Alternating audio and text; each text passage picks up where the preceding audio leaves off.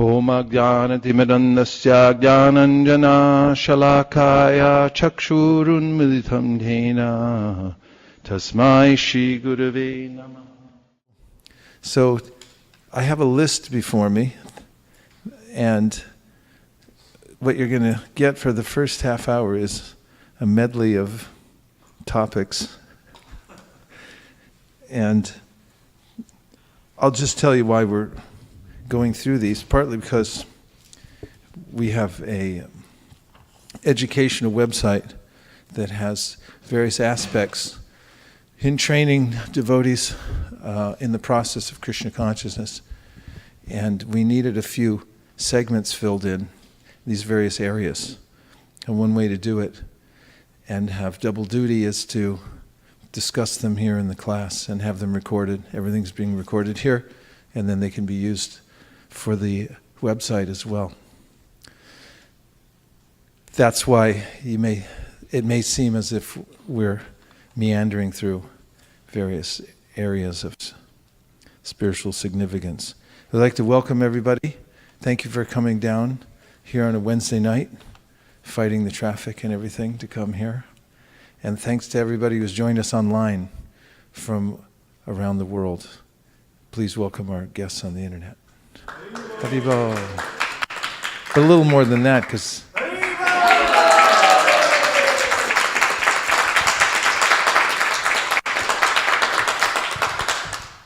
they're the main audience and we're the studio audience. So the first on my list is the importance of reading. Is that correct? Yes. The importance of reading. The importance of reading scriptures. Of course, there's a great importance to reading anything, but especially spiritual books. In fact, I wrote about it in The Pen is Mightier Than the Sword chapter in my book, Our Family Business. Every one of the great acharyas has left behind a wealth of knowledge. They've dedicated their lives to writing, to illuminating the path of devotional service so that others could follow. In human society, people have been writing for centuries and centuries. As long as there's some surface to write on, writing on shells, pieces of cloth, and so forth. And our acharyas, the Goswamis, headed by Srila Rupa Goswami, empowered by Sri Chaitanya Mahaprabhu, wrote down the details of the process of devotional service in books like The Nectar of Devotion, Ujjvala Nilamani, Bhakti Rasamrita Sindhu, the Brihat Bhagavatamrita, Laghu Bhagavatamrita, which has read hundreds of books. Bhaktivinoda Thakur had over 100 books. Srila Bhaktisiddhanta, same thing. Srila Prabhupada is celebrated for his books. He sat and typed with 2 fingers on his typewriter, producing one page after another. Paper's small, it's very thin. You have to be methodical to keep putting one page on top of the other. And through that medium, which was called the Brihat Madanga by Srila Bhaktisiddhanta Saraswati Thakur, people all over the world can have association with great advanced devotees and can hear the spiritual formula, the mantras that have been passed down since the beginning of time. So, Prabhupada emphasized books, not just selling them. In fact, the first time a group of us met Prabhupada in 1973 in San Francisco, and our temple president told Prabhupada how many books we were distributing, his first response was, "You must also read my books. I've not written them for selling only. I've written them so that you can read them, become pure devotees, and go back to Godhead." So it's vital to read. We just came back from Govardhan for the month of Kartik, where we methodically read the 11th canto, 12th canto, Laghu Bhagavatamrita, and the teachings of Lord Chaitanya in 28 days. And it was very absorbing and powerful experience. And you can hear the voice of Krishna speaking to Uddhava in the 11th canto. You can hear Shukadev Goswami speaking, and it's direct. There's no difference at all between Lord Krishna speaking to Arjuna on the battlefield of Kurukshetra and a sincere devotee any place in the world, here in Silicon Valley or in China, sitting down to read the Bhagavad Gita as it is, because Krishna is fully present in his words. And one has to hear every day, because the material energy is extremely strong, as Krishna mentions in the Bhagavad Gita, Daivihi esha gunamayi mama maya duratyaya. It's very difficult to overcome. And therefore, the acharyas have set for us a system through which we hear constantly, Tanam rupa charitari sukirtananu smrityo kramena rasanamanasi niyoja tishtan vraje tananuragi jananugami kalam nayat akilam itupadesha saram. The essence of all advice is that one should organize one's life so that one can hear full time, 24 hours a day. And Srila Jiva Goswami says that constant hearing, translated for those who have other obligations in the world, means at least every day.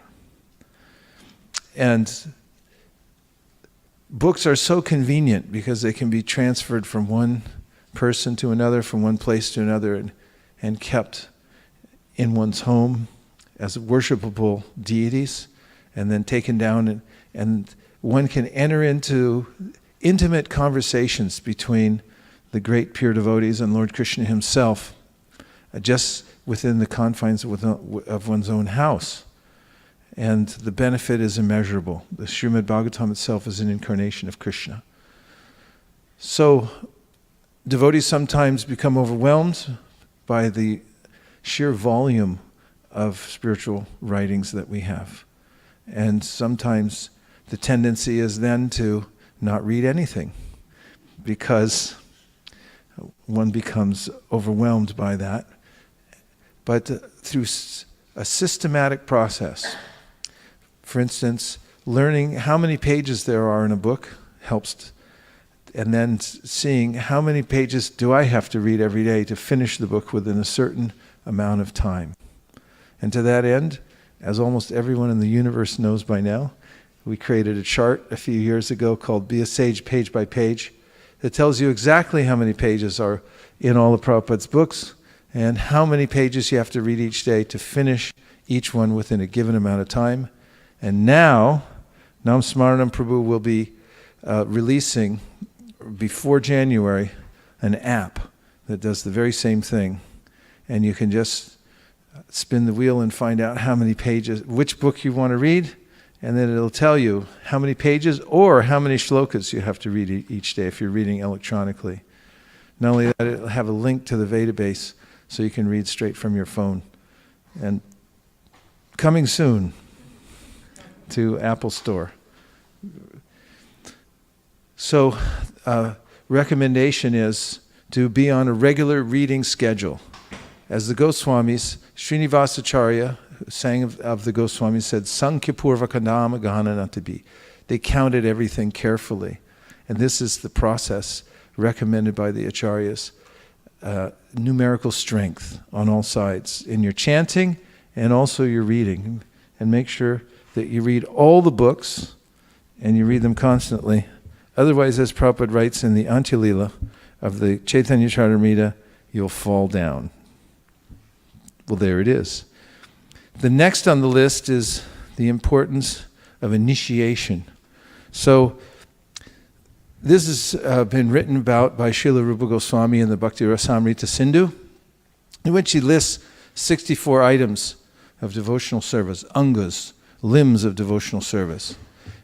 And then he prioritizes, as we talked about in the last few days, there are various priorities that he makes. For instance, there are 5 out of the 64 that are so potent that if one has a little bit of connection to them, even if they don't have faith, but they're non-offensive, one will make advancement. But then he gives 3 others that are vital for getting started in devotional service. And Adau Guruvashrayam. The first one is that one must take shelter of a guru. Guru means Tasmad Gurum Prapadyeta jignashu shreya uttamam shabde parichanishnatam brahman upashramashrayam. The Srimad Bhagavatam says, 11th canto, that the guru is, first it says, tasmad, therefore, tasmad gurum prapadyeta, one should take shelter of a guru. Jignashu should inquire, shreya uttamam, what's the ultimate good I can get in my life? Shabde parichanishnatam means that a guru is one who has heard sufficiently, or as Prabhupada has taken a dip in the ocean of transcendental knowledge. Brahman upashramashrayam, situated in Brahman, means absorbed in Krishna. And always engaged in devotional service with no other interest in life. So, Adau Guruvashrayam, one should take shelter of Guru, and then one should inquire, is the next stage, as Rupa Goswami says, and then one should accept initiation. And this begins the process of devotional service. Krishna particularly notes that one is following this process, as mentioned by Chaitanya Mahaprabhu in the Sri Chaitanya Charitamrita, Dikshakali Bhaktakari Atma Samarpan. Shekali Bhaktakari Atmas, I'm sorry? Atmasham, yeah. Chaitanya Mahaprabhu said at the time of initiation, Dikshakali Atmakari, Bhaktakari Atma Samarpan means that one is considered a surrendered soul. And one is giving oneself. Atmas Samarpana. And Shekali, at that time, Shekali Krishnatari Kari Atmasam means that then Krishna considers this person is as good as myself. Atmasam. He sees them on a transcendental level. Even if one's a beginner, by entering into the process, by following the direction of Scripture and taking initiation from a bona fide spiritual master, one pleases Krishna, as one is taking shelter of Krishna through the process he's recommended. And there's, of course, the essay on initiation given by Bhaktivinoda Thakur called Pancha Samskar, in which he delineates the 5 stages of initiation, beginning with tapa, which means that one turns away from one's involvement in the material world and feels repentant for having gotten stuck in the first place. And then pundra means that one, pundra means that one wears the markings of a Vaishnava externally. But it means one begins to identify oneself as being a devotee of the Lord. And the next stage, he says, is nama, or one should take shelter of a Vaishnava and take the holy name in initiation from a Vaishnava. The great acharyas like Vishwanath Chakravarti Thakur, his commentary on the 6th canto of the Srimad Bhagavatam, says that although the holy name is available to everybody, and Chaitanya Mahaprabhu says the same thing in the Chaitanya Charitamrita, doesn't wait for initiation. Vishwanath says, if there's a Vaishnava guru available that can give you the name and you don't take it, then as you chant, you're committing the 4th offense to the holy name, which is not following the orders of the spiritual master.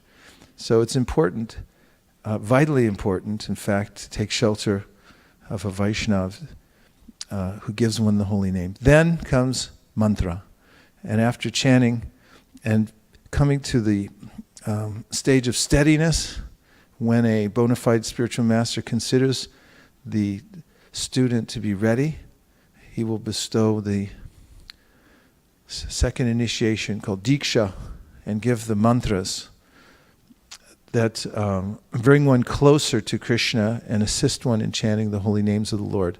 Although it is the holy name that delivers one to Goloka Vrindavan, the Gayatri mantra is given by the spiritual master through the process of initiation, assist one in remaining purified, which brings to the last step he gives, which is yaga, which means to do deity worship.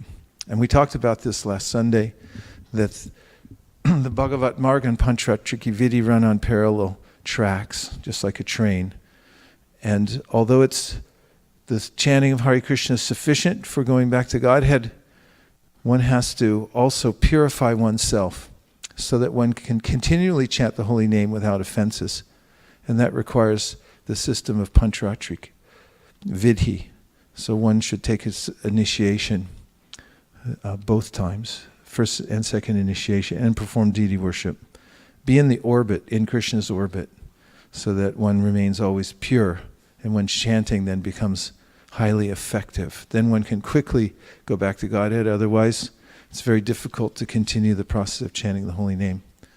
So, for those who are progressive on the path of devotional service and eager to advance, initiation is required by our great acharyas and by the scripture.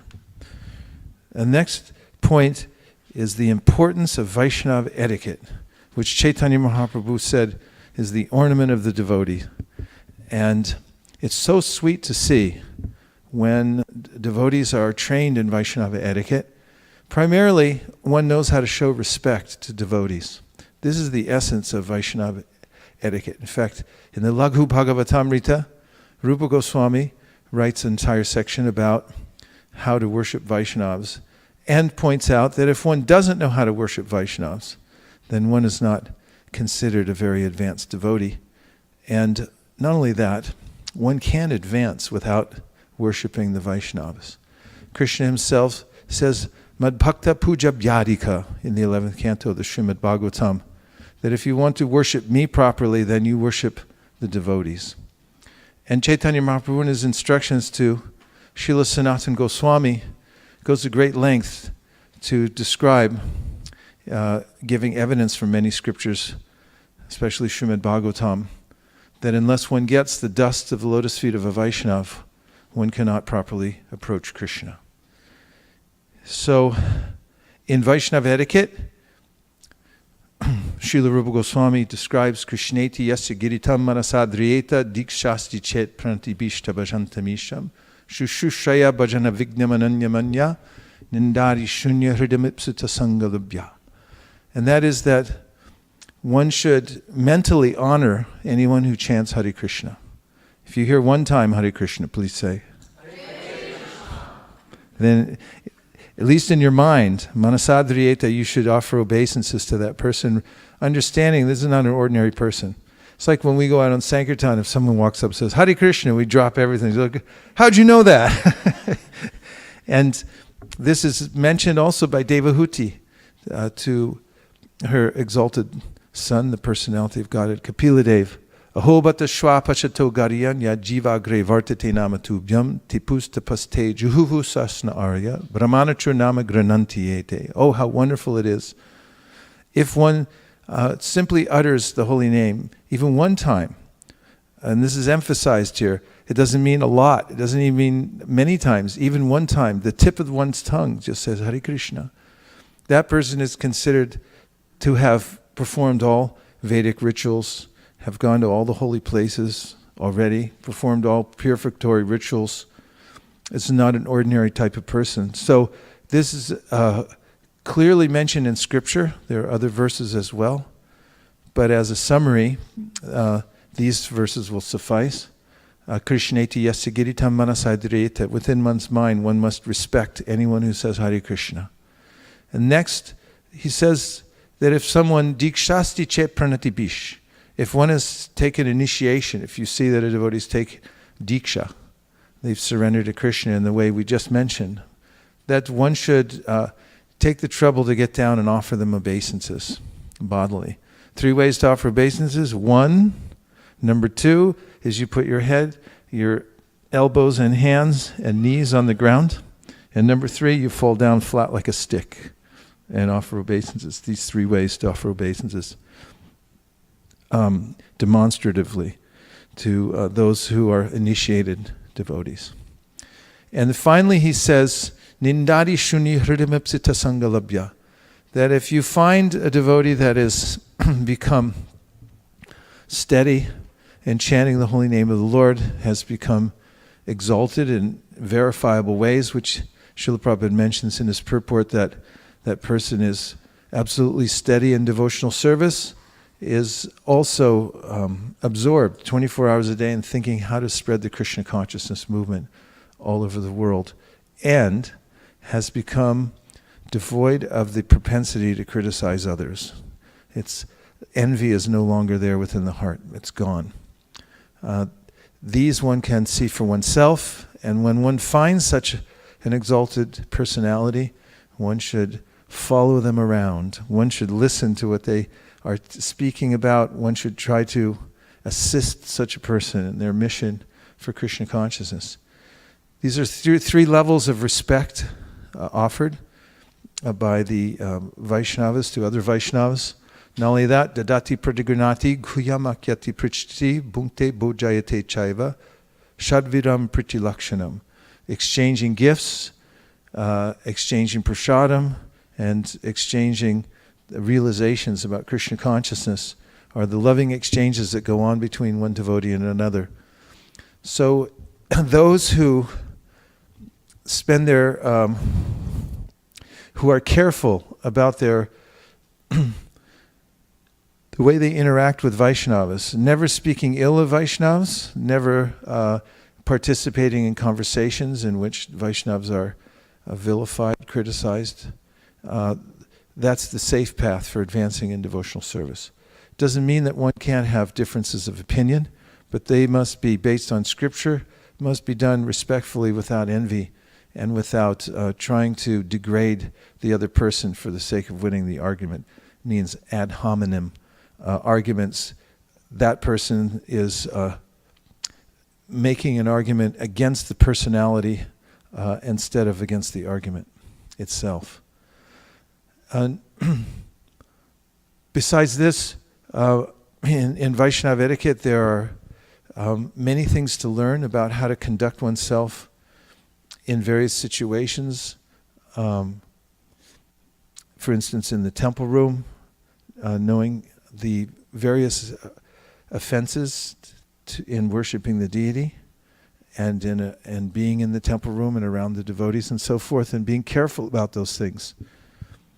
There's a lot written about it, and one should learn those things and imbibe them and enact them in one's life. And it's a beautiful thing when one does. But if you don't learn anything else, the most important thing is to never vilify Vaishnavas and to go out of your way to honor them at all their levels of advancement. Next on the list is why we offer bhoga.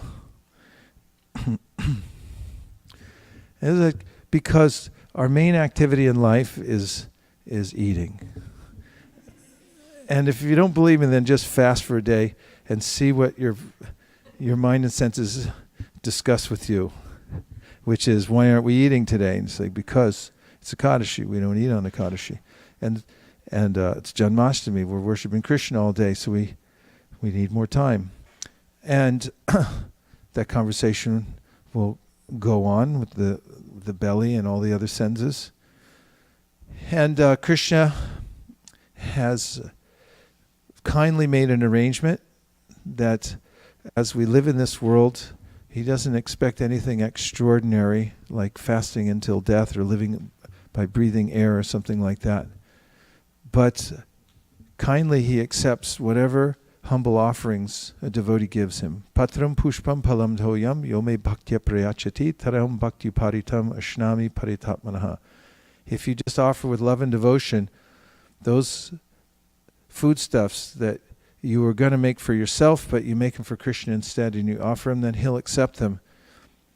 And if you do that, then you become acutely aware of Krishna as the supreme enjoyer and as your best friend.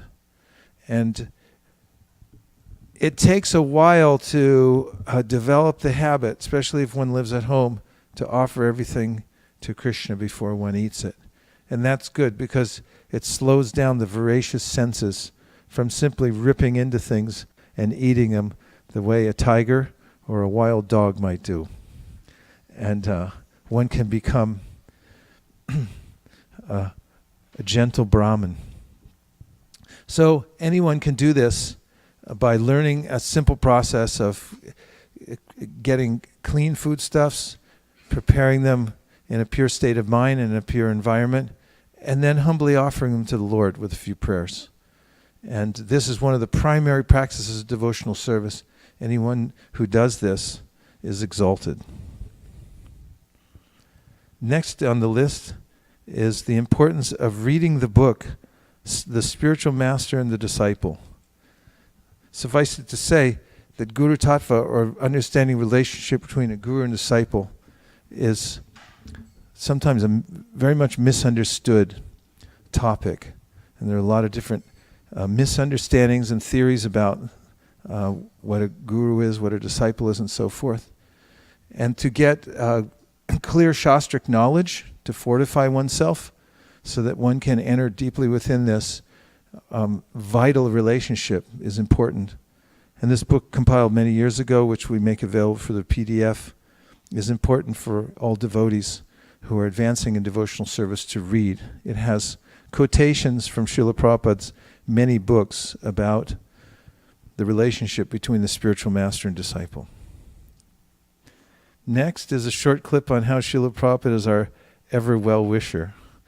He signed every one of his letters, your ever well-wisher. And the heart of a pure devotee is dedicated to helping others become elevated in Krishna consciousness, because the Vaishnava is paradukha dukhi. That means he or she suffers because of the sufferings of others. And one can simply examine the lifetime of Srila Prabhupada and how he dedicated himself to making sure that everyone in the world had an opportunity to come to the shelter of Lord Chaitanya. And by examining his life and his strategy, one can readily see how he is the well-wisher of every living entity, insisting that the holy name go all over the world, that his books be made available in every language of the world, and pushing his disciples to make sure that they were ready and available. Next is the importance of chanting. And out of all the items of devotional service, there are 5 which are most important and potent, mentioned by Srila Rupa Goswami, and that is, one should live in the holy Dham, one should associate with devotees, one should worship the deity, one should hear Srimad Bhagavatam in the association of like-minded devotees who are more advanced than oneself, and one should chant Hare Krishna. And as if that wasn't consolidated enough from the list of 64, when Sanatana Goswami asked, out of these 5, which is the most important, Chaitanya Mahaprabhu said, chanting Hare Krishna is the most important. Because simply by chanting the holy names, one completes all the other processes. So we should give full emphasis to the holy name, just as Chaitanya Mahaprabhu did, and as he took it from his spiritual master, who gave him the verse, Harinama, Harinama, Harinama eva kevalam, kalau nasteva, nasteva, nasteva gatiranyata, that in this age of Kali, there's no other process than chanting the holy name, chanting the holy name, chanting the holy name, in order to make advancement in devotional service. Even in the process of deity worship, Srila Jiva Goswami says that we must begin, or before starting the deity worship, we should chant Hare Krishna. And when we finish, we have to chant Hare Krishna. Because only the holy name in this age of Kali has potency. And we have to take shelter of the holy name during all procedures that we undertake here in our process of devotional service. And this is backed up again and again by all the scriptures. One should also fix a regular number of rounds to chant so one has numerical strength, and continue chanting no matter what else happens in one's life. There are no valid excuses, including hurricanes, or debt, fire, disease, that one can give to suspend the chanting of the holy name of the Lord. None of them are valid. On the other hand, one has full permission to chant the holy names 24 hours a day without stoppage. In many places. Prabhupada mentions it in the purport to the verse in the 9th chapter of the Bhagavad Gita, Shri Prambhavati Dharmatma Shashvash Chantim Nagachati Konteya Pratijani Name Bhaktya Pranashati. That he says Arjuna should declare it boldly that his devotee is never vanquished. And in the purport, Prabhupada says one should chant Hare Krishna without stoppage. Even if one happens to fall down from the process of devotional service, one should go chanting without stoppage. The Padma Purana says even if you're chanting offensively, you should continue to chant. Nama parada yuktanam, namanyeva harantyagam, avishani prayuktani, nameva yakarani cha. That is that even if one's making aparads while chanting, one should remedy that by constantly chanting and not stopping. Not only that, Gopal Guru, one of our great acharyas in the Gaudiya Sampradaya, who was a young man privy to a conversation where Chaitanya Mahaprabhu was standing nearby, and someone asked if, while answering the call of nature, one should go on chanting the holy name. Because there are other mantras that one might suspend or only say when one is in a pure place. And Gopal Guru, at that time his name was just Gopal, said one can chant the holy name of the Lord constantly, even while answering the call of nature. No reason to stop at any time. And Chaitanya Mahaprabhu, upon hearing this, said his new name is Gopal Guru. And he became a great acharya. So if you want to become a great soul, simply take shelter of the chanting of the holy name of the Lord, and you have full permission to do it without stoppage.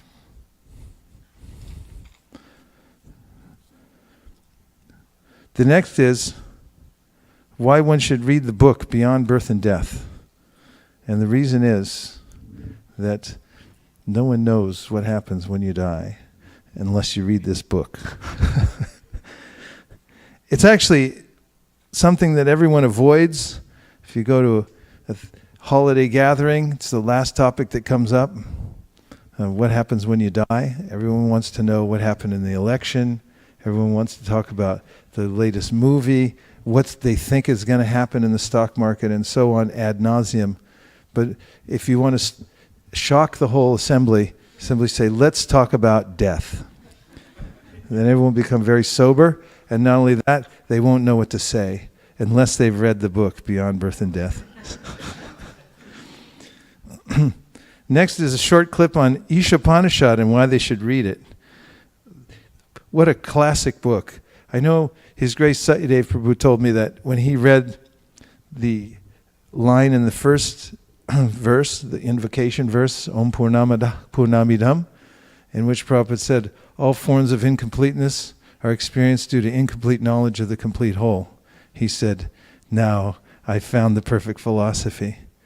It's a vital book. Of course, the Upanishads are the first transcendental section of the Vedas, and out of all of them, the Sri Upanishad is one of the most important of the Upanishads. In it, we hear about God's personality.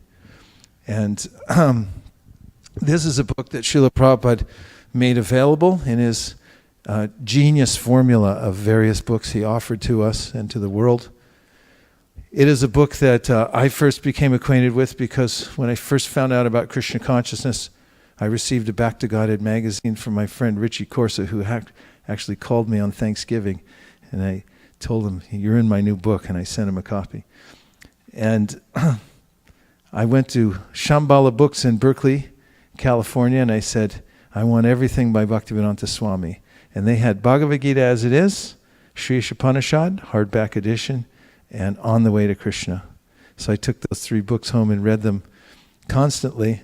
And when I joined the temple, I met my Bhakti leader, Jayananda Prabhu, and he had gotten an instruction from Prabhupada to read the Sri Upanishad once a day, read all the shlokas. So he taught me to sit down before Mangalartik and recite the Sri Upanishad. And after some time, those verses became familiar to me. And still, I say the last verse of the Sri Upanishad right before I go to bed every night. A practice I've continued since I got that book so many years ago. And I've seen so many people read that book and then become fully convinced about Krishna consciousness. And there are many other reasons, but that's just a few. The importance of hearing. Always listed, it is listed by Prahlad Maharaj in his famous book in the 7th canto, the Srimad Bhagavatam, Shravanam Kirtanam Vishnu Smaranam, that one, simply by hearing about Krishna, becomes enlightened in the process of Krishna consciousness. As Sutta Goswami says at the outset of the Srimad Bhagavatam, Srinvatam Sva Kata Krishna Punya Shravana Kirtana Hridyantaksto Hibhadrani Vidhunoti Surhitsatam. Those who regularly hear about Krishna become purified because Krishna within the heart assists the devotee who's hearing about him to winnow out all the impurities within the heart. Vidhunoti Surhitsatam. He's the best friend within the heart. Lord Sri Krishna, who is the Paramatma, the Supersoul, in everyone's heart and the benefactor, the truthful devotee, cleanses desire for material enjoyment from the heart of the devotee who relishes his messages, which are in themselves virtuous when constantly heard and chanted. And so, the way to advance in devotional service is by hearing. Punya Shravana Kirtana. Just by hearing, you gain this spiritually based punya. Bhakti Unmukhi Sukriti. By hearing from the Srimad Bhagavatam. And if this becomes one's preoccupation in life, and that is how to finish the Srimad Bhagavatam once a year, then one's taking in enough spiritual nourishment through hearing to steadily advance on the path of devotional service.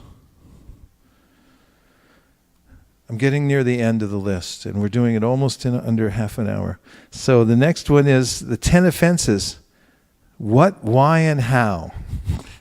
So, there are 10 offenses listed in the Padma Purana that should be avoided in the matter of chanting the holy name of the Lord. The first offense is the blaspheming devotees who have dedicated their lives to propagating the holy name of the Lord. This is vitally important because if one offends the devotees, then Krishna is unhappy with the devotee. Not only that, as Vishwanath Chakravarti Thakur mentions as Madhurya Kadambini, the lingering effects of Vaishnava Aparadha follow it all the way until prema. In fact, even into the beginning stages of prema. Only until one directly sees Krishna eye to eye are the offenses to Vaishnavas finally eradicated completely. And he also mentions that if one has any hesitancy in chanting or is devoid of taste in chanting, one can attribute that to past Vaishnava aparadhas. It's evidence that I've offended Vaishnavas at some point or another. So to avoid waylaying one's advancement in devotional service, one should simply, once and for all, make a policy that I won't blaspheme Vaishnavas. And especially, one shouldn't do it on the internet or in any other kind of writing, because then it's magnified millions of times. And it's a good idea to avoid those kinds of sanghas where people criticize Vaishnavas. You're not obligated to go there. Isn't that a relief? Not obligated to read what they say, and you're not obligated to hear what they say either. Raghunath Bhatta Goswami didn't participate in those kinds of conversations. And it's not necessary. So, second offense is to consider the names of demigods like Lord Shiva or Lord Brahma to be equal to or independent of the names of Lord Vishnu. And this means that all respect should be given to Krishna's servants, the demigods. But at the same time, one should understand very clearly the philosophy laid out in the Bhagavad Gita, Srimad Bhagavatam, and by our great acharyas, that Krishna is the fountainhead of all emanations. What to speak of Brahma and Shiva, he's also the source of the Guna avatars, the Lila avatars, the Manvanta avatars, and the Purushas. What to speak of the Chaturvyuha. Eti chamsha kalapumsam, Krishnastu Bhagavan Swayam. He's the source of everyone.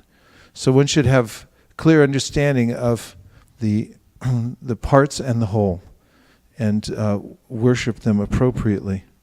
The third offense is to disobey the orders of the spiritual master, or to consider the spiritual master to be an ordinary person. And we get the mercy of Krishna through the Guru, and therefore we should have deep gratitude for the Guru and take the instructions of the spiritual master as our guiding principle in life. Next is to blaspheme the Vedic literatures or literature in pursuance of the Vedic version. The Vedas are a huge project to accommodate all kinds of people in various modes of nature all over the universe. And sometimes one may see literatures that speak about the superiority of Durga or Shiva, or that recommend rituals, for instance, even eating meat. And then one may say, oh, these are bogus or something like that, and that's an offense. One should understand that those literatures, which are part of the Vedic project to elevate all living entities, are sacred literatures. Of course, we understand the hierarchy, that the Srimad Bhagavatam is the topmost because it's delineating the process of pure devotional service. But in the course of understanding the entire canon of Vedic literature, one should see its relationship to Krishna and how Krishna is extending himself through those literatures to save everyone in the universe. The next, which is number 5, is to consider the glories of chanting Hare Krishna to be imagination. And this is based on one's thinking that I am my body, and therefore not being able to understand the unlimited potencies of Lord Krishna, to be present fully in his holy name with all powers and beauty and opulence. Number 6, to give some mundane interpretation on the holy name of the Lord. This is mentioned in the conversation between Lord Chaitanya and Ballavacharya, who was interested in giving Chaitanya Mahaprabhu and the assembly of devotees around him some ideas about various ways to interpret the holy name. And Chaitanya Mahaprabhu said very abruptly that I only know the name Yashodanandan. Whatever the name did he give? Anyway, he just gave 2 simple names of Krishna and said, I only know these names. So the point is that there's no need to give interpretations on the holy name of the Lord, especially mundane interpretations, because the Lord's name is the all in all and doesn't require interpretation. Number 7, to commit sinful activities on the strength of chanting the holy name of the Lord. If one thinks that because Krishna's name is so powerful and nullifies all sinful reactions, therefore I can chant and at the same time continue with my sinful activities in the material world, that's an offense. If one's chanting and one happens to slip and fall in the process of devotional service, as mentioned before, one should go on chanting the holy name of the Lord. That's not an offense, but it goes to one's state of mind. And if one's intention is to cheat by continuing chanting and therefore taking advantage of the purificatory potency of the holy name, that's an offense which has grave consequences. According to Vishwanath Chakravarti Thakur, out of these 10 offenses, the first offense and the seventh offense are only rectified after much suffering, whereas the other offenses can be overcome if one continues to chant without cessation. Number 8, to consider the chanting of Hare Krishna one of the auspicious ritualistic activities offered in the Vedas as fruit of activity, or karma kanda. Karma kanda is a business to find happiness in the material world through the various loopholes in the Vedas. And comparing that to the chanting of the holy name of the Lord is offensive, because the holy name has nothing to do at all with the material world. Nama chintamani Krishna's chaitanya rasa vigraha. Purna shudho nitya mukto binatvam nama namino. It has no connection to the material world at all. It's completely transcendental, pure, liberated, and it's Krishna himself. So to think that it's here to serve us so that we can enjoy the material world is a great offense. Number 9 is to instruct the faithless person about the glories of the holy name. We've taken clear instruction from the 11th canto of the Srimad Bhagavatam. Ishvare taradineshu balisheshu dusatsucha prema maitri kripopeksha yakaroti samadhyamaha. One should develop love for Krishna, and one should make friendships with the devotees. One should give as much mercy as possible to the innocent, and one should be careful to avoid those who are envious of Krishna. Because if you try to engage people who are envious and averse, it will make them more envious and averse, and they will also say things that will degrade them and make them fall down even further than they are now. However, Jiva Goswami writes that although one avoids the envious, the devotee may, from a distance, pray for them, and also think of ways that they can also be caught in the loving net of Sri Chaitanya Mahaprabhu. Number 10, to not have complete faith in the chanting of the holy names and to maintain material attachments even after understanding so many instructions on this matter. And maintaining something takes a lot of work. If you maintain a garden, you have to water it, you have to feed it, you have to get rid of pests and so forth. If you maintain your car, you have to change the oil, and you have to get insurance, and you have to get a driver's license, you have to drive on the right side of the road and everything like that. It takes work to maintain something. And so it also takes work to maintain material desires. But it's a waste of time to let them hang around and just keep feeding them and taking care of them, making sure they're okay. Just see them out and let them starve, and don't maintain material desires. They're not our friends. Kamadinam katina katita palita dunideshas tesham jatamayina karuna natrapa nopashanti utsrijaitanata yarupate samprata labdabudis tamayata sharanam tvam mamnyung shatmadasye. The Vaishnava says, these little anartas have been hanging around, and I've taken care of them, I maintained them for I don't know how long, how many lifetimes I've taken care of these material desires. And they never gave me anything back. They never gave me time off. They never even gave me a free pen. And now they're out. That's it. They're out. And that's the mood of somebody who's not maintaining material desires. He's just sorry you're out. And finally, it is offense to be inattentive while chanting, which Bhaktivinoda Thakur says is the root of all the other offenses. And the holy name has descended to benedict us in unimaginable ways. And then my attitude is, meh. That's an offense. If you go to an interview and someone says, so, how are you doing? And you fall asleep, then you're out.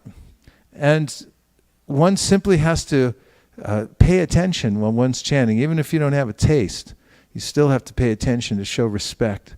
And hear enough so you know that this is the holy name, and I should sit up straight when I chant. I should be careful when I chant.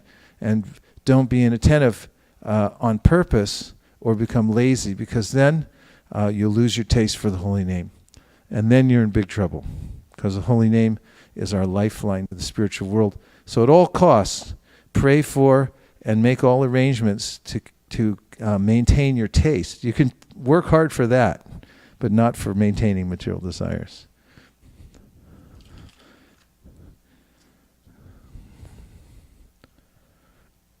Importance of prasadam prayers, because it's the most appreciated prayer of all the prayers we have.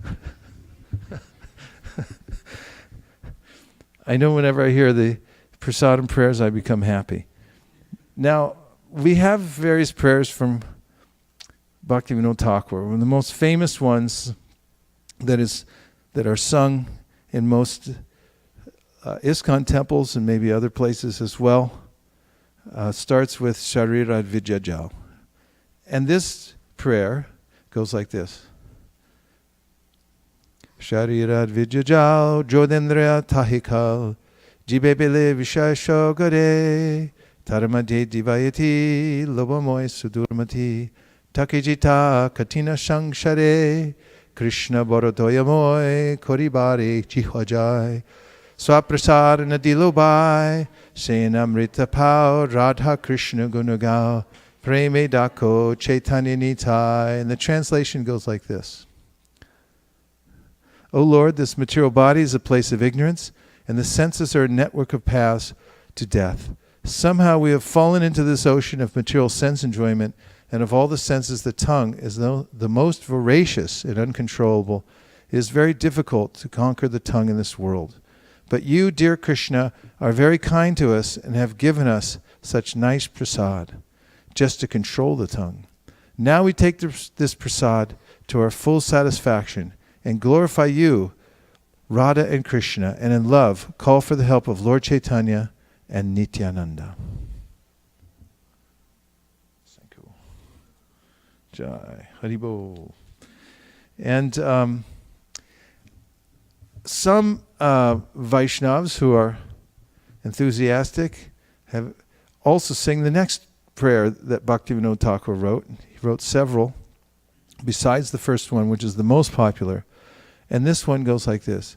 Ekadina Shanti Pure Prabhu Advaitera Ghare Dui Prabhu Bojane Bosilo Shakori Aswadana Prabhu Bole Bhakta Gana Eshak Krishna Asvadhilo Heno Shakasvadane Krishna Prema Aise Mane Se Preme Koro Asvadan Jada Budi Parihari Prasada Bojana Kori Hari Hari Bolo Sarvajan. And the translation,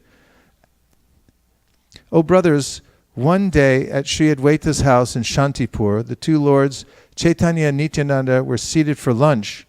Lord Chaitanya tasted the green leafy vegetable preparation and addressed the assembly of his devotees.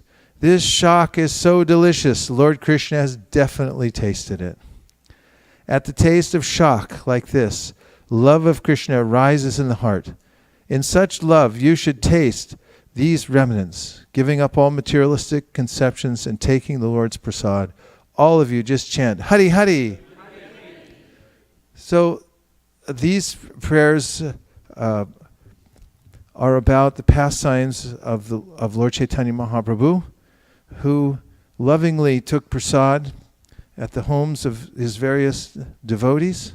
He also personally served with his lotus hand his own devotees at festival times. And there are numerous pastimes throughout the Chaitanya Charitamrita and Chaitanya Bhagavat talking about the Lord taking prasad with the devotees. So this is one of the main processes for advancing in devotional service. And Bhaktivinoda Thakur wrote these various prayers for us to remember and joyfully celebrate the activity of honoring prasadam. And in Prabhupada's purports, he also gives another verse which says, Mahaprasadi Govinde Nama Brahmani Vaishnave Swalpa Punya Patam Rajan Vishvaso Naiva Jayate. Yeah, why don't you go back to that, please? There you go.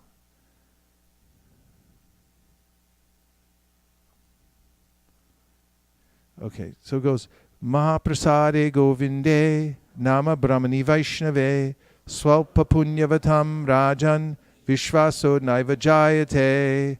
The translation, O King, for those with little pious credit, faith in Mahaprasad, Sri Govinda, the holy name, and the Vaishnavas never arises. Chaitanya Mahaprabhu, after meeting Sarvabhauma Bhattacharya and enlightening him after long conversations and also revealing his transcendental form, then the next day, after Sarvabhauma Bhattacharya's surrendering to Chaitanya Mahaprabhu, Mahaprabhu went to Mangalartik at the Jagannath temple. He came back to the house of Sarvabhauma Bhattacharya to visit him and see how he was. Sarvabhauma, who was just getting out of bed, saw that Chaitanya Mahaprabhu was coming up the pathway to his house, and he eagerly ran out and offered obeisances to greet him. Chaitanya Mahaprabhu sat down with him, and Mahaprabhu had brought prasadam from the Jagannath Mandir, and he handed it to Sarvabhauma Bhattacharya. Now, Sarvabhauma Bhattacharya had previously been a smarta, brahmana. That was, he was utterly addicted to following every detailed rule and regulation in the scriptures, which would have required him to take a complete bath before even coming close to this prasadam. And now he simply put out his hand, accepted the prasad, and lovingly ate it with great relish. And Chaitanya Mahaprabhu became unlimitedly happy to see that his heart had transformed into this spontaneous nature of devotional service. And so this is one of the ways in which one can see the advancement of a devotee, how ecstatic he or she becomes upon seeing prasadam, receiving prasadam, serving prasadam, and so forth. And all these prayers glorify the nature of prasadam. There are literally volumes written about the Jagannath Mahaprasadam, and one should study these things and understand the glories of prasadam. Finally, we also have a prayer that we include in our repertoire for taking prasad, and that is from the Bhagavad Gita.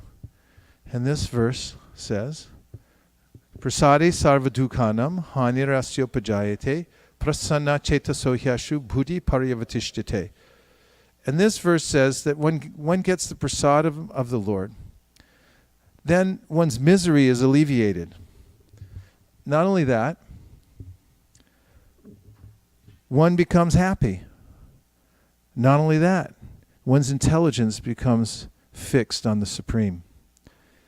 And the reason we include that is because in the Bhagavad Gita, this verse doesn't have a purport. And one day when I was investigating the verse to find out if there was any more information about it in the Veda base, I started noticing that there were several hits for Prasadi Sarvadukhanam. And they weren't within purports, but they were in conversations. So as I looked closer, I saw that Prabhupada himself would say, especially the first line, Prasadi Sarvadukhanam, just as the devotees were delivering prasadam to his room. Prabhupada would take a prasadam where he stayed and translated, and the servant would bring prasadam in, and you'll notice if you go through the Veda base that Prabhupada says, Prasadi Sarvadukhanam, let's take prasad. So we found that this is a bona fide verse to say before taking prasadam, and it's a very beautiful reminder of the powerful effects of taking prasad. So these prayers Bhaktivinoda Thakur wrote, and there are more of them, which we won't go into right now.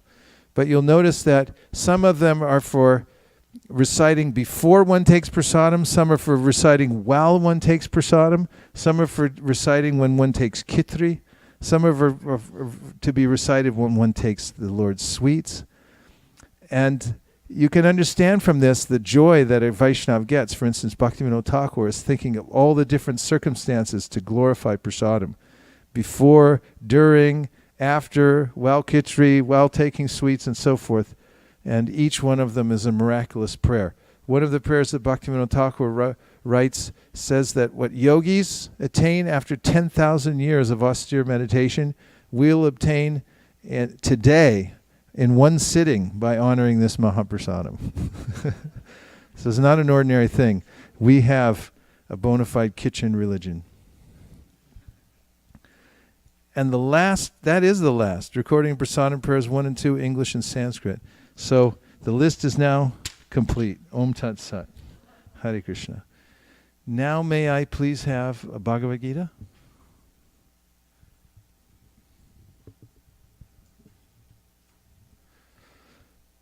And before we say anything more, could we have some reflections? Anything that you heard so far from the monologue or anything that we read that stuck in your mind, any of the main points?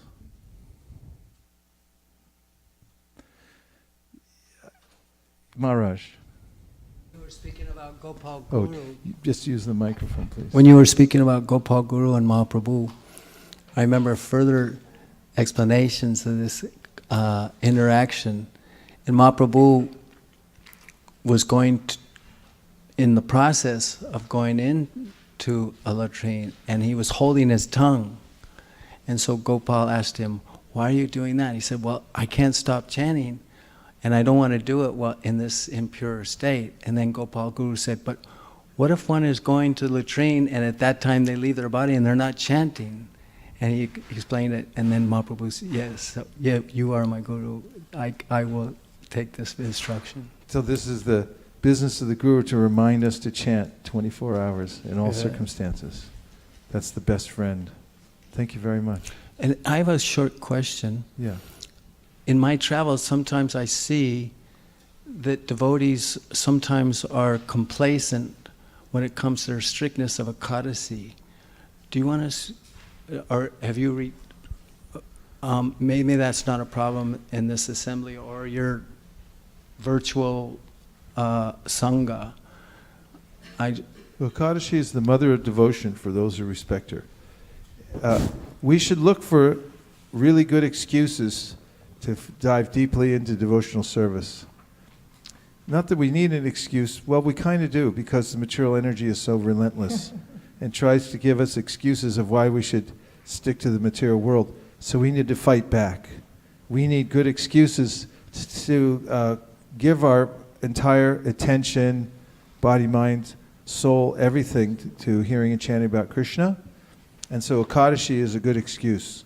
You have full permission on Ekadashi to not eat anything or not drink anything. Or even, if you want to, you can stay up all night and chant until the next day. So these are things all there in Scripture.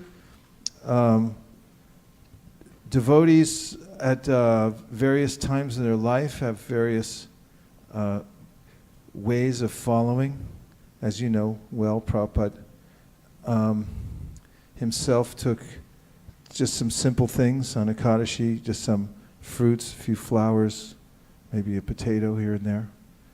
Of course, nowadays there are a lot of different opinions about what you can and can't eat on Ekadashi. I mean, there are a lot of different, statements from different sanghas that say, "Oh, you can eat this, but not that." And after looking at it all very carefully, I decided the easiest thing is just not eat at all, because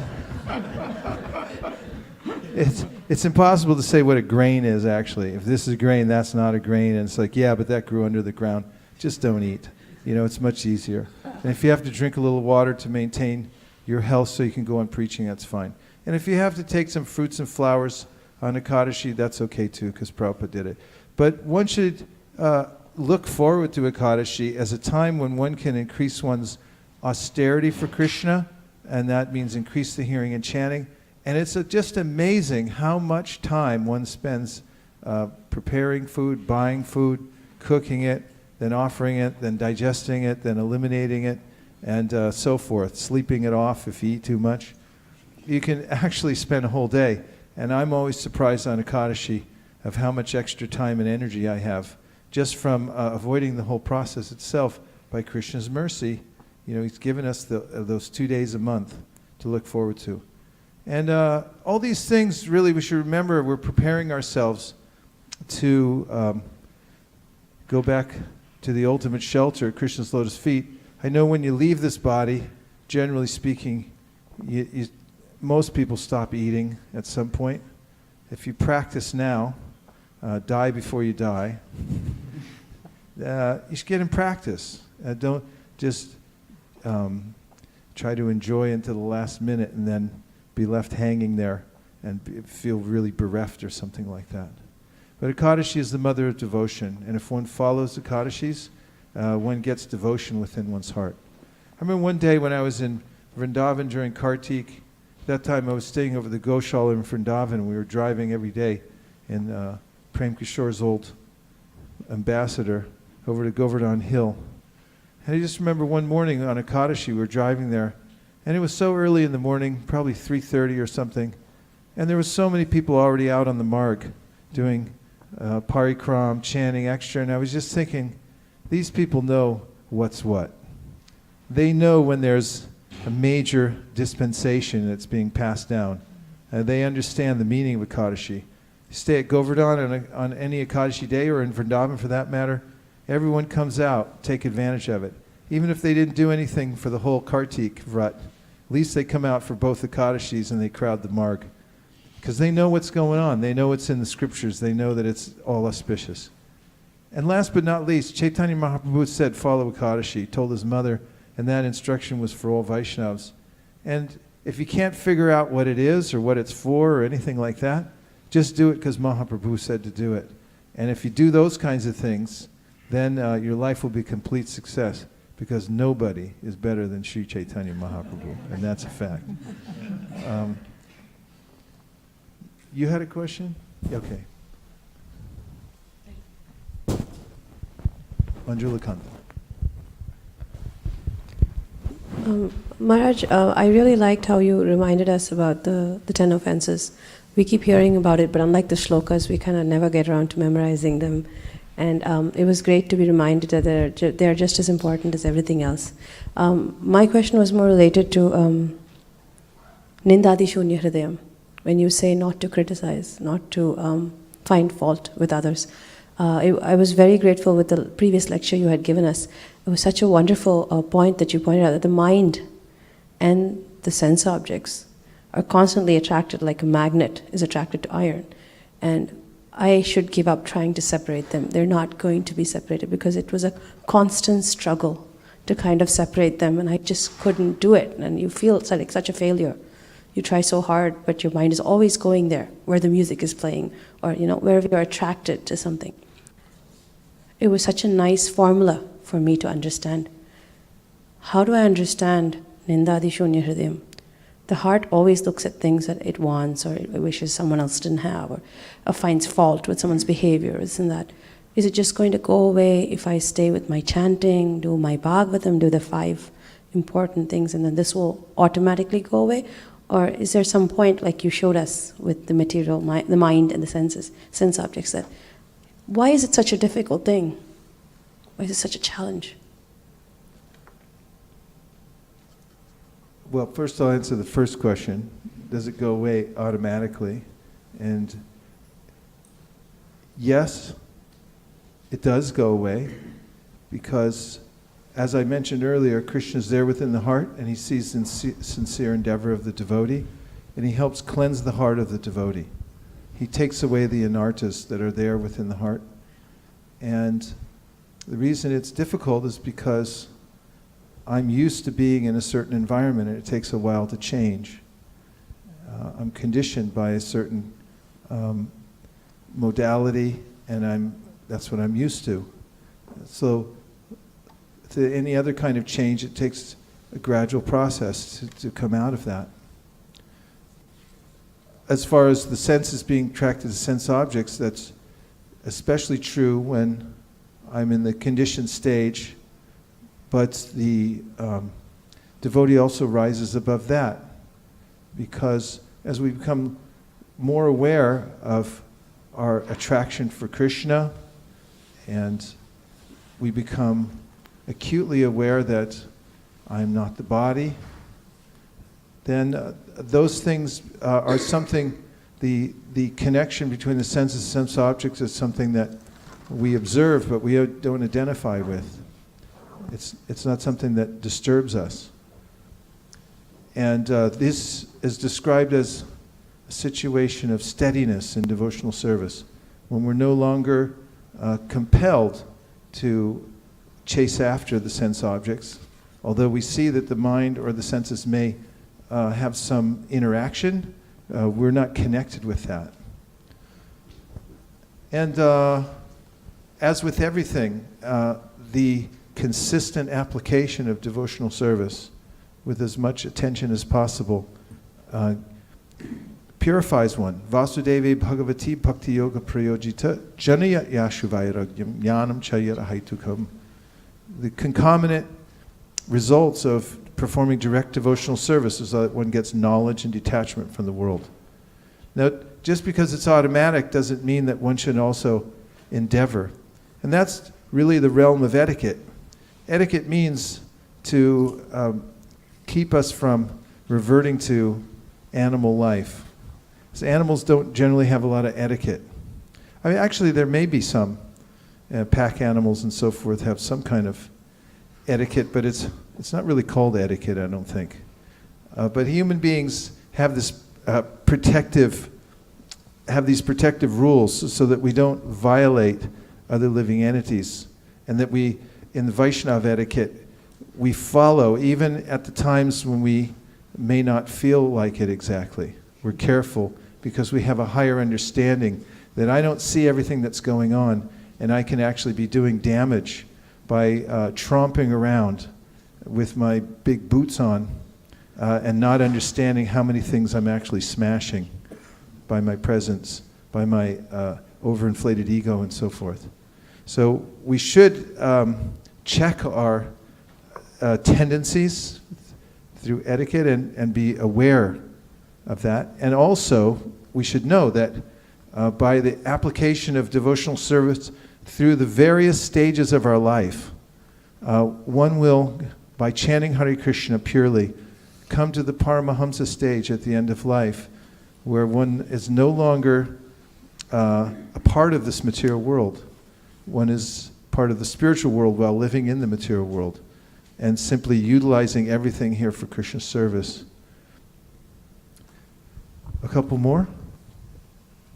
Yes. Maharaj, in the starting you mentioned about the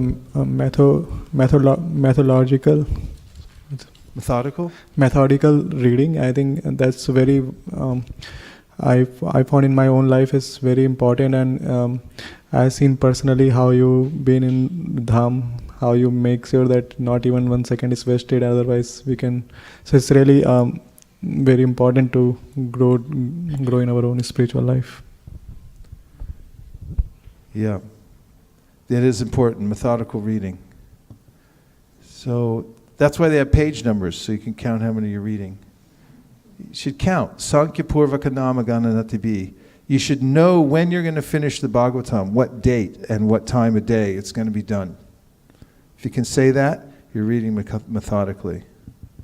Or Chaitanya Charitamrita, someone asks you, wakes you up at 1:30 tonight in a.m., and says, when are you going to finish Chaitanya Charitamrita? You should be able to tell them, I'm going to finish the Sri Chaitanya Charitamrita on May 15th, 2018. And it'll be at noon. That's not impossible, because you can regulate your reading to that point where you can have a chart, and it doesn't matter if it's 5 years hence. The fact is that you should be on a track to reading, because as Prabhupada writes in the the Antya Lila, that if you don't read all the books, then you'll fall down. So that's a good reason to read. But the real reason is that we develop a direct relationship with the great acharyas and the Supreme Personality of Godhead, and we also become knowledgeable. in the philosophy just by hearing. You got to hear over and over and over and over again. You should read the Bhagavad Gita about 100 times, at least. Not once or twice or 3 times, but 100 times. Could you do that? Easily. Just cash in all your Facebook time, and you got yourself about a free 75 readings of the Bhagavad Gita right there. And if you get on some kind of schedule with friends, then it becomes automatic, and you can finish these books and develop a taste for it and start to know your way around the Srimad Bhagavatam.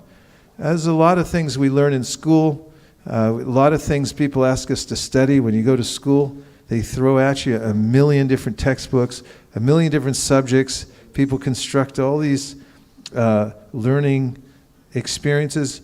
But if you spend all that time reading Bhagavatam, you won't be the loser. Cash in some of your other time, because it won't amount to anything, but reading the Bhagavatam will. And then the Chaitanya Charitamrita, and the Nectar of Devotion, and the Upadeshamrita. Hanumat Prashak Swami has, for years, he carried around his neck a little bag, and in it, what did he have? The Upadeshamrita. I think it was in Spanish too. He wanted it to be more difficult. And just constantly reading. There's no harm in memorizing that book, not just the verses, but also the verses within the purports. No harm at all, is there? Madhava Govinda, no harm, right? There's no harm in that.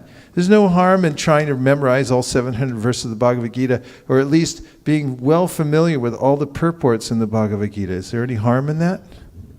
Because, so yes, we should put a lot of effort into reading Prabhupada's books. Constantly read.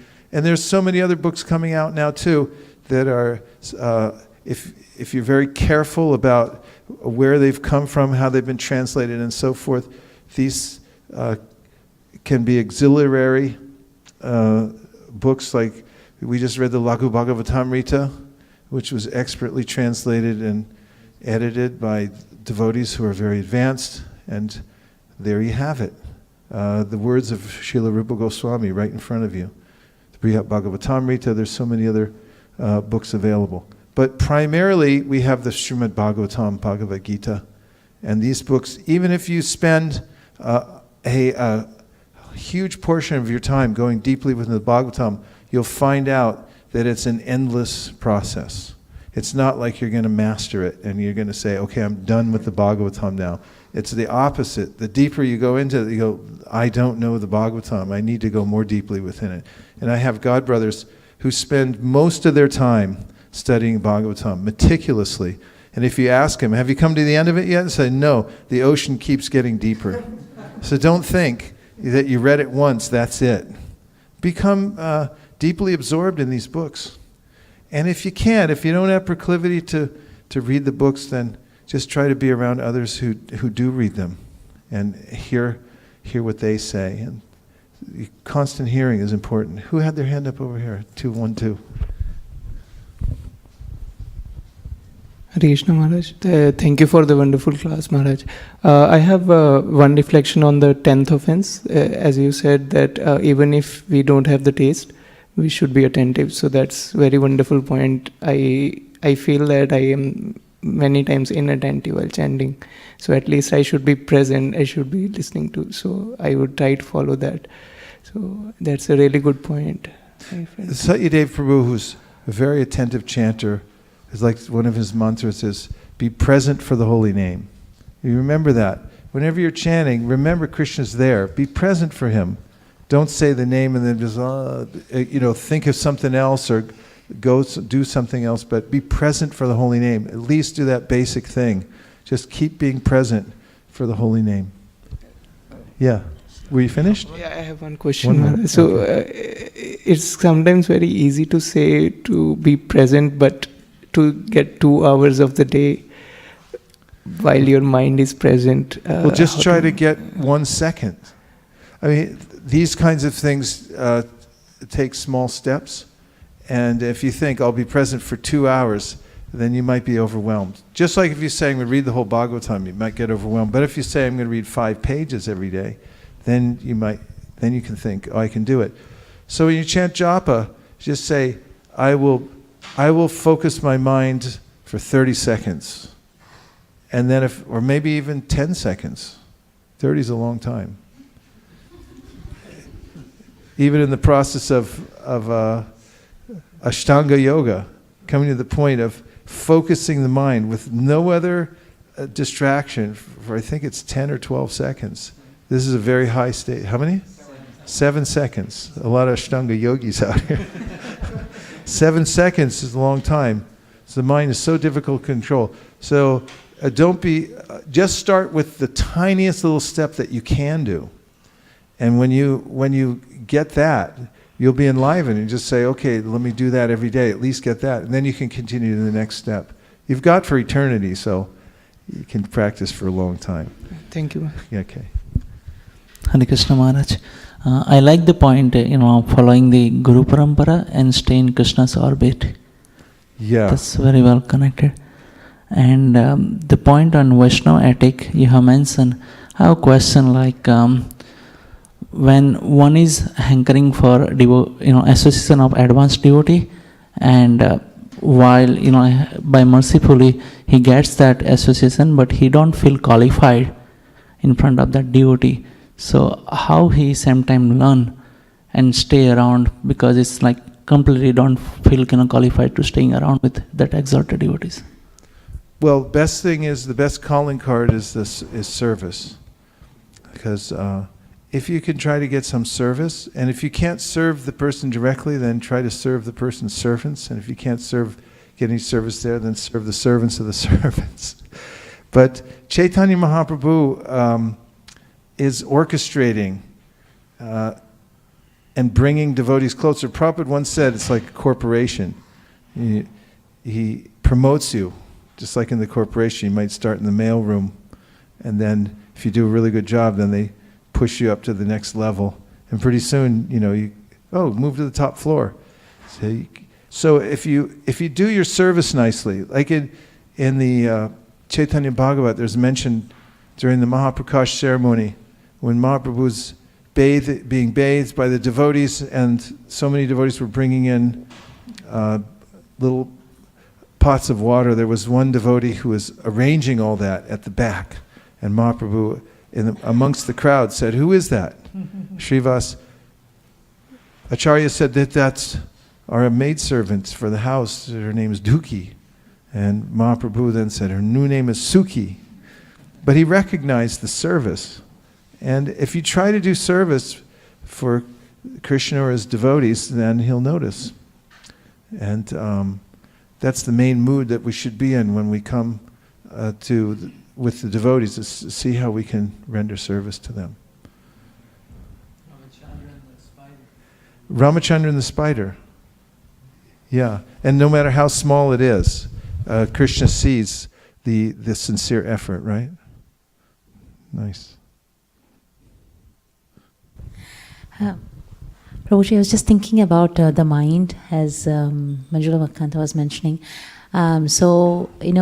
For time immemorial, we've been accumulating so much of ego and, just me and things like that. Is that the reason that even if you truly don't want to feel bad, or even if you don't want to find fault, that'll just come up and say, oh, you know what? Look, they didn't do this well. Or, oh, you know what? Or, anything that you really don't want to feel or do, but your mind will put a proposition. So is that the reason that that I've had from time immemorial, that I always was egoistic, always thought about myself, didn't think about anybody else, or didn't think about Krishna. So I was just trying to think that what is the reason that even though truly I don't want to, there are times when I realize, oh, this is my mind and I have to let it go. But the times when I actually recognize myself with whatever proposition mind gives me. So I was just trying to think that what is the reason behind it? Behind what? Reason behind my mind's propositions. It will give me different ideas, it will give me different thought processes, because I have exposed the mind. Because I was just remembering what Satydev Prabhu had mentioned once. He said it's like mind is like a mirror. It'll just reflect whatever you show it. So, I was just trying to think that, like fault-finding mentality or, any kind of a fear and things like that. Is it because of my past things that I have done that it's just reflecting back the same things? And now that I reflect it to only Krishna consciousness, to lectures of Krishna or, kirtan, automatically then it, that's what it'll reflect. Yeah, maybe it takes some time. Chetodarpana marjanam.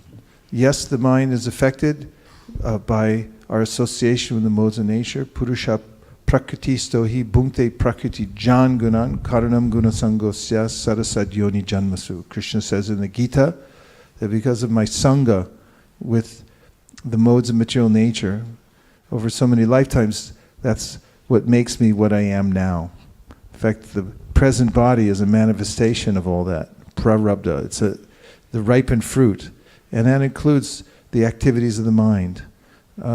Continuing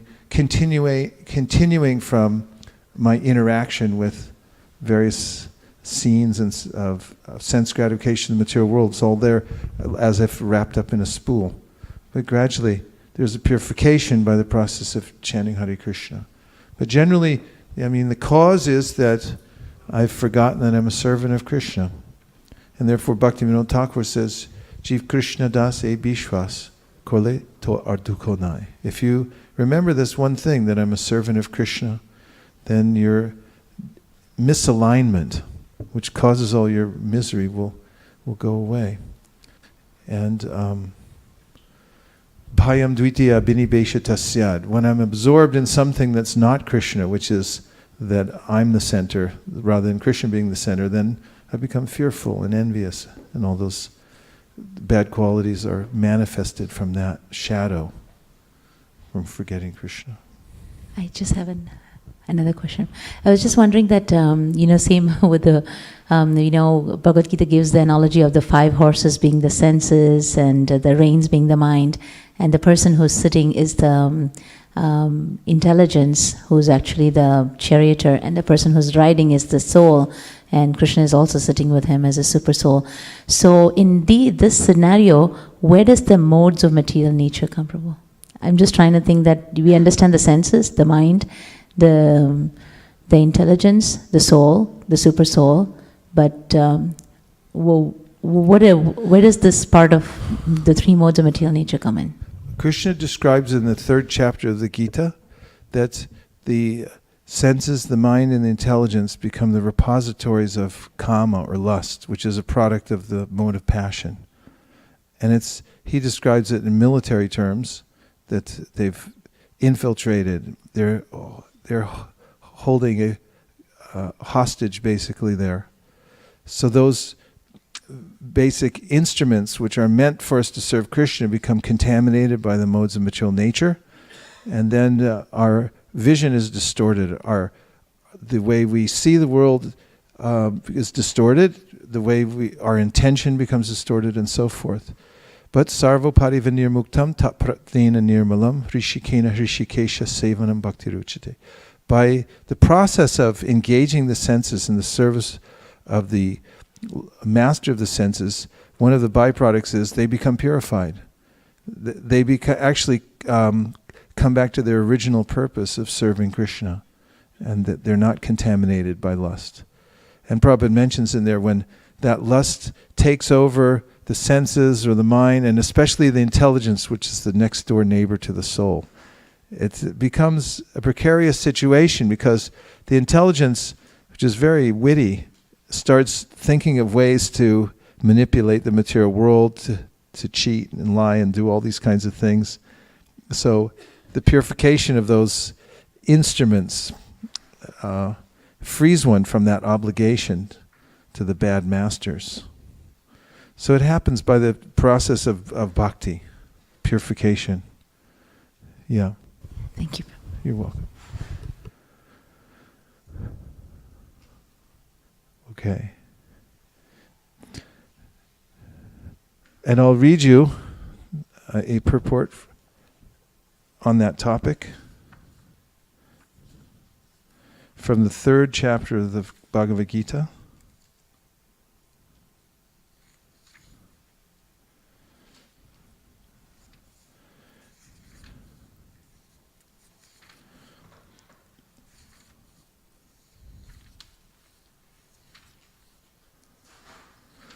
And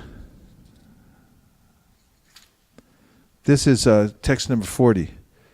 Indriyani mano buddhir astyadhishtanam uchite etar vimohayat yesha jnanam avrita dehinam. The senses, the mind, and the intelligence are the sitting places of this lust.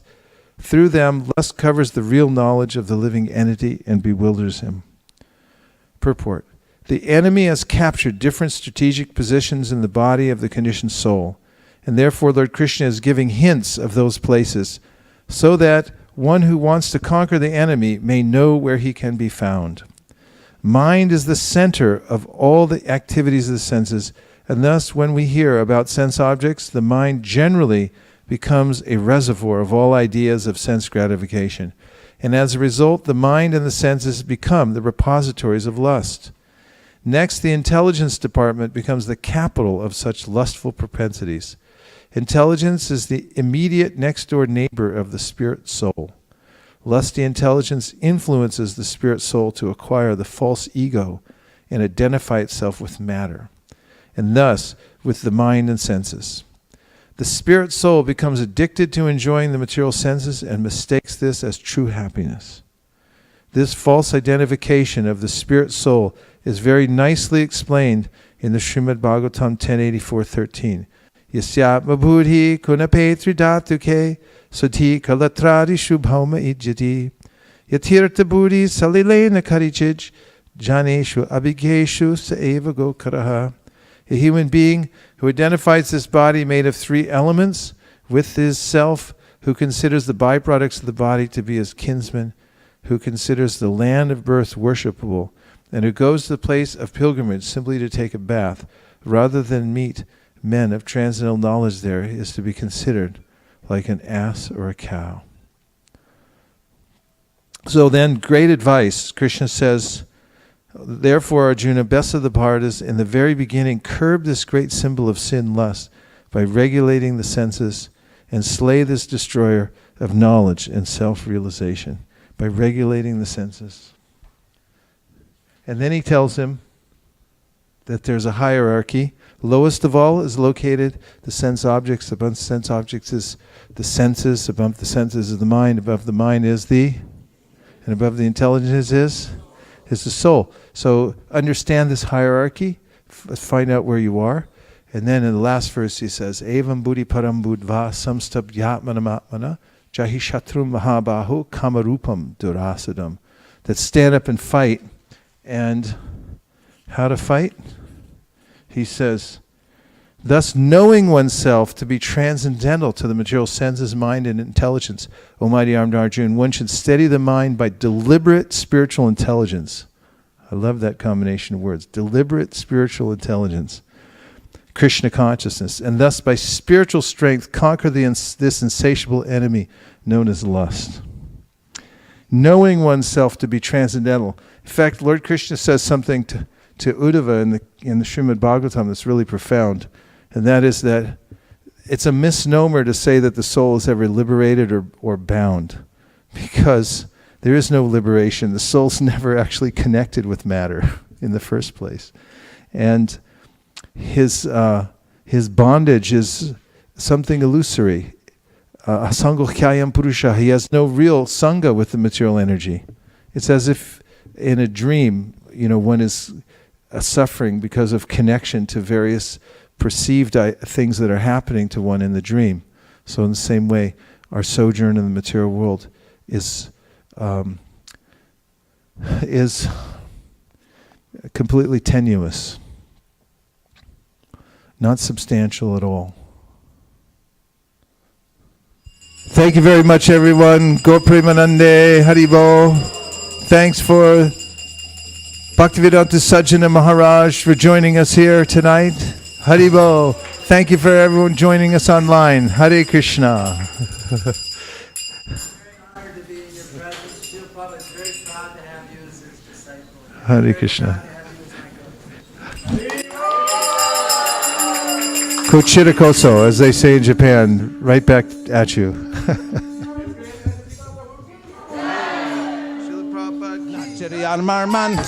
Nachteri Armarman. Nachari ar marman, nachari ar marman, hey, nachari ar marman, nachari ar marman, nachari ar marman, nachari ar marman.